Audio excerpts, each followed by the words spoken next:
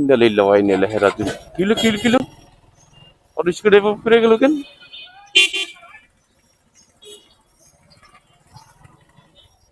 আর চাচা সবাই একটু ধরে দেন, ধরে উঠে দেন। Shit! একটু সাবধানে চালাবেন না।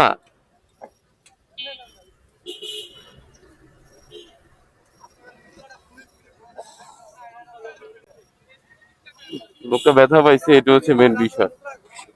এই জন্য বলি যারা অটো রিক্সা চালায় একটু সাবধানে চালান। অটো রিক্সার যারা যন্ত্রণা এমনি মানুষ টিকে থাকতে পারে না।